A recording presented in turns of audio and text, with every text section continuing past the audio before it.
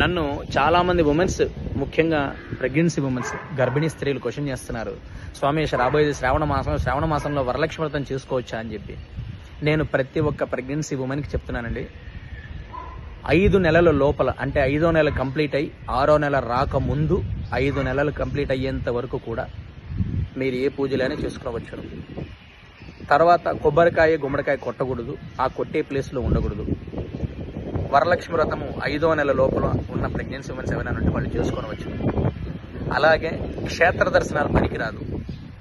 5వ నెల దాటిన తర్వాత ఎందుకు పనికిరాదని అంటారంటే, ప్రెగ్నెన్సీ ఉమెన్ స్ట్రెస్ చేయకూడదని. పూర్వకాలంలో దేవాలయాలను కూడా కొండలపైన గుట్టలపైన ఊరికి దూరంగా ఉండేటివి. గర్భిణీ స్త్రీలు అలా ఎక్కి దిగడం వల్ల బాగా స్ట్రెస్కి గురై లోపల గర్భస్థ శిశువుకి ఏదైనా అవుతుందని చెప్పి వద్దు అంటారు. అంతే తప్ప వెళ్ళకూడదని కాదు. గర్భిణీ స్త్రీలు వెళ్లకుండా ఉండడమే ఉత్తమం. కొండలు గుట్టలు ఎక్కి దిక్కకుండా ఉండడం ఉత్తమం. కొండలు గుట్టలు ఎక్కి దిక్కకుండా ఉండడం ఉత్తమం. మాక్సిమం క్షేత్రాలన్నీ కూడా కొండలపైన గుట్టలపైన ఉన్నాయి కాబట్టి క్షేత్ర దర్శనం పనికిరాదు అంట.